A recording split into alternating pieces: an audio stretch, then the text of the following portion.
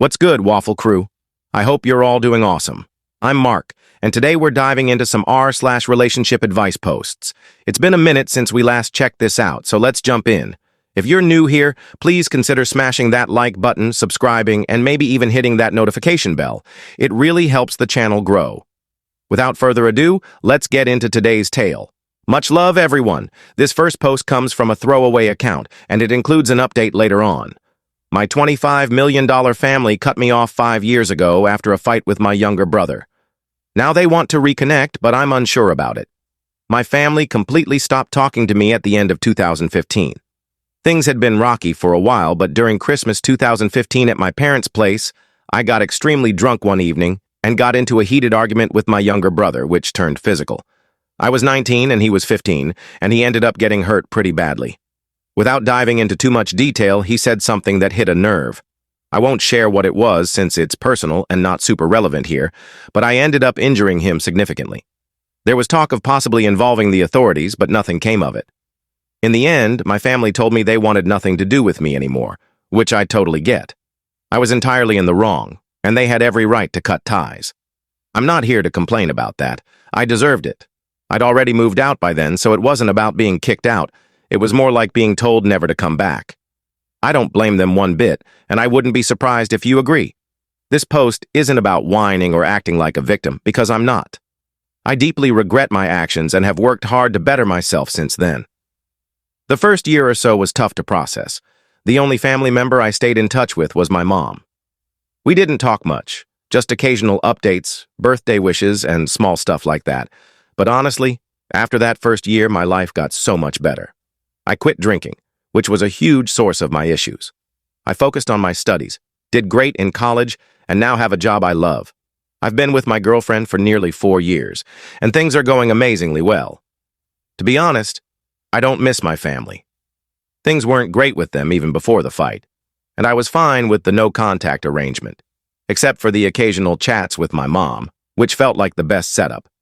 However, over the past few months, my mom started texting me more often, asking personal questions about my life, job, and relationship. I thought she was just bored, but she kept at it and began suggesting I visit her. I brushed it off at first, but she got more insistent. Then yesterday things escalated when she added me to a WhatsApp group chat with the rest of the family. They told me they'd decided as a family that 5 years was enough, that my brother had forgiven me, and they wanted me to come over to reconnect. Those are direct quotes from their messages. I didn't say much. Just that I needed time to think. I'm really conflicted. Part of me feels like I should go along with it since they cut me off because of my actions. And if my brother has forgiven me, maybe I owe it to him to try. On the other hand, my life has improved so much since we stopped talking. Our relationship was already deteriorating before the fight, and I haven't missed them. So, I'm seeking advice. Am I obligated to reconnect because I caused the rift, or is it okay to stay away? Before we dive into comments or the update, here's what I'm thinking. Correct me if I'm wrong. You mentioned drinking was a big issue for you back then, so it sounds like it might have been a problem. I wonder if your family picked up on that and it contributed to the tension. It could be their issue too, who knows? But from your post, it seems like you've grown a ton as a person, in a good way. Maybe it's worth giving your family a shot, but it's tricky. Let's see what the comments say. Last Basslope writes, I think it's worth trying a few meetups to see how it goes. You're not the same person you were back then, and they might have changed too. You don't need them, but reconnecting could add something positive to your life. Or it might bring up bad vibes. Trying doesn't mean you're stuck with them forever. If you don't, you might always wonder, what if?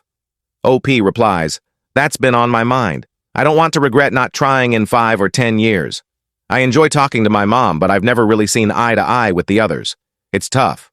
Good Amoeba says, before the fight, why was your relationship with your family strained? I'm not asking for details, but it sounds like things weren't great even before.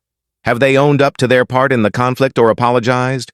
Or do they see you as the sole bad guy they're generously giving a second chance to? Also, props for turning your life around. That's not easy. OP replies, they were very controlling when I was younger. Overprotective or stifling, depending on how you see it. By 15 or 16, they couldn't stop me from doing things, and I did stuff that clashed with their values, which caused tension, especially with my dad. For example, they're super religious and believe in no sex before marriage. When I was 16, they caught me with a girl, and my dad barely spoke to me for a month. They probably think they're being gracious by giving me another chance. That's the vibe I get. One more before the update. Anonymous says, honestly, mate, if you don't want to reconnect, don't. You sound happier without them, and I doubt it'd be healthy if you're only doing it out of obligation. Also, massive respect for quitting drinking. That's huge. OP replies, thanks, mate. That's part of my thinking, too. If I'm not fully into it, it won't be a real relationship. Now, the update is long, so buckle up. Update. I wasn't planning to post an update, but the overwhelming response to my original post convinced me to. I didn't reply to every comment, but I read them all and appreciate everyone's input, whether you supported me, criticized me, or told me to reconnect or stay away. It helped me process everything, as it was a lot to handle. Shortly after my post, I called my brother. We chatted briefly about life, and I apologized for what happened in 2015. He didn't explicitly forgive me, but he was friendly and said he appreciated the apology. I'm glad I did it. It took 5.5 years, but it was our first real conversation since the fallout. He said the incident didn't leave lasting mental or physical scars, and while I can't know if that's entirely true, it was a relief to hear. It also lifted a weight off my shoulders, even if I don't want to make it about me. As for resuming contact, I've decided against it for now. After days of group chats, which I've since left, and individual talks with family members, I told them I'm okay with texting more but not ready for in-person visits. I had doubts from the start, and the conversations confirmed my decision. Here's why. The group chat, started by my mom, 45F, included me, 25M, my dad, 54M, and my brothers, 20M and 14M. It was called Reunion, so their intentions were clear. The way they spoke when they added me rubbed me the wrong way. I mentioned in the original post how my mom said my brother found it in his heart to forgive me, and they'd decided 5 years was enough. It felt like I'd always be indebted to them, not part of a normal family dynamic. I'm fine with them cutting me off, it was justified, but I'm not okay with returning to a dynamic where I'm constantly owing them for their forgiveness. This tone continued in the group chat. They said I had a lot of work to do for a normal relationship. Notice they said I, not we, and compared me to the prodigal son multiple times. My very religious parents seemed to be doing this for their own spiritual reasons, not because they genuinely wanted me back. The final straw was when I expressed my doubts, and my dad said, "After all you did to us, we're letting you back in," and called me ungrateful for not jumping at the chance. I backed out soon after. Some comments asked if they needed an organ. I laughed it off at first, but after these talks, I'm not entirely sure it's a joke. My girlfriend, 24F, was a big reason for my hesitation. My dad would likely disapprove of her, not because of who she is, but because of his outdated views on women and race. She's half white, and when I was younger, he made it clear he didn't want me dating outside my race. In the group chat, he called her my racial stereotype, and made assumptions based on her ethnicity, showing he still sees our relationship as wrong. We've been together nearly 4 years and have talked about marriage, so she's my priority over my family. Other red flags. They seemed overly interested in hypothetical grandchildren, and I suspect my mom was orchestrating this, with the others not as invested. My 14-year-old brother's messages sounded suspiciously like my 45-year-old mom's. Combined with my initial doubts, I decided against in-person contact. I messaged them, saying I appreciated their effort, but wasn't comfortable meeting up yet. I gave them my number to text me anytime and left the group chat. They've all seen the message but haven't replied. I'm not sure they ever will, and honestly, I'm okay with that. I'm glad I apologized to my brother, and if this is the end of contact, so be it. My mom was texting me daily before pushing for this reunion, and it feels like she wanted me to grovel for forgiveness. When I didn't, things soured. Maybe she sees it as a final betrayal. I'll never say they were wrong to cut me off. They were protecting their 15-year-old son, and I get that. But I've grown, overcome addiction, and built a life without them. They likely still see me as the drunk 19-year-old they disowned, but that's not me anymore. When they cut me off, I felt like I needed them, despite our strained relationship. 5 years later, I don't. To those who wanted me to reconnect in person, I'm sorry. But this is how it turned out. Thanks again for all the support and advice. I hope anyone dealing with family estrangement can find a path that works for them. Mark. He makes great points about their language, like saying they'd decided 5 years was enough and found it in their heart to forgive. It felt like he'd be groveling, and I should have mentioned that earlier. I'm glad he handled it maturely and did what's best for him. That was a long one. Haven't had one like that in a while. On to the next story. Next post, from a throwaway account. My 29F boyfriend, 31M, is super excited about a female coworker. We've been together 4 years. He's a great guy. I trust him, and we're mostly happy. He's very reserved, almost monotone, so it's hard to tell if he's excited about anything. He's never been super enthusiastic in our relationship, which isn't my favorite trait, but I've accepted it. I've suggested weekend trips, hikes, or road trips, but he's never been excited about them, so I didn't push. His friends have invited him to stuff too, but he's always lukewarm. He'll go along, but only if he has to. It's just who he is, and I've been fine with it. Last year, he started a new job and works closely with a female coworker. She's married, and I'm not worried about him cheating. He's not that type. But she's getting this incredible enthusiasm from him. They're planning fun runs and even a weekend trip to the coast. I'm invited. They talk on the phone often, for work and as friends. He's never shown this energy with his male coworkers, even close ones. He's never had a female friend before, so I'm insanely jealous, and I hate it. I'm not worried about cheating, but it stings that he's never been this excited with me. I told him, and he gets it. He's trying to be more upbeat at home, which is nice, but I'm still upset that he didn't naturally show this enthusiasm with me, only with her. Can someone explain this so I feel like I'm overreacting?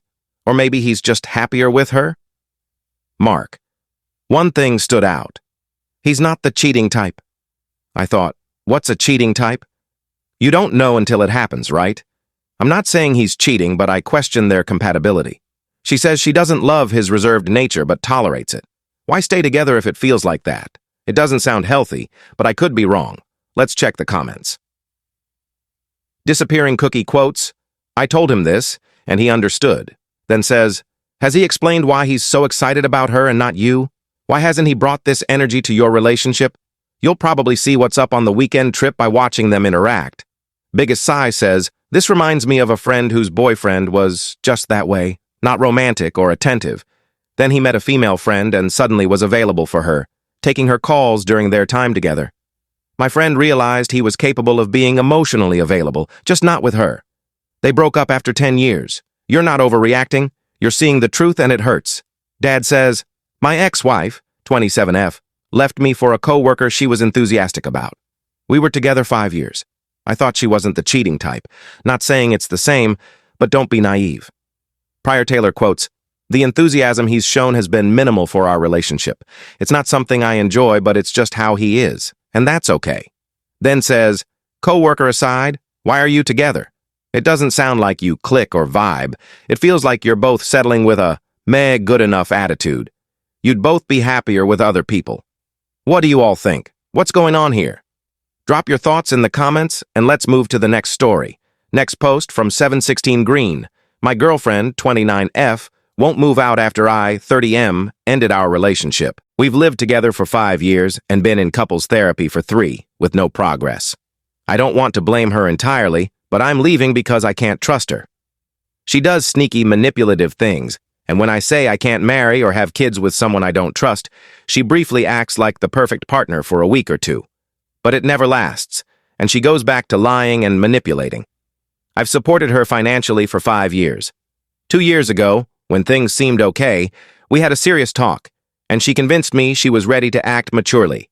I sold my fully paid-off duplex and bought a bigger house with a mortgage for us to raise kids in. She's paid about half the mortgage, but I put $30,000 of my savings as the down payment and kept her name off the deed until we're married, which I won't do until I fully trust her.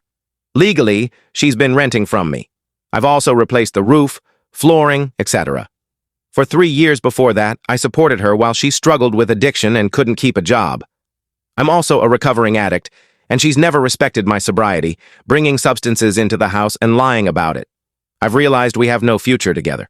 I'm only happy when she's not around. I get anxious when I hear her key in the door. I broke up with her and asked her to move out by month's end. I offered $6,000 to help, but she refused. I even offered $10,000 plus help with her credit, finding an apartment, moving, and giving her any furniture she wants. I'd stay in touch to support her because I want her to do well. She knows I've never cheated and that there's no one else. I just think we're not right for each other. We're wasting our 30s. The things that make her happy make me miserable, and vice versa. She's refusing to leave, likely thinking she can change my mind. I thought I was being generous, but I'm at a loss. I expect she'll come home and act like we didn't break up. Any advice or perspectives I'm missing? We've called it our house out of respect for her, but I think she's scared she'll never own a home again or find someone stable enough to play adult with her. Edit.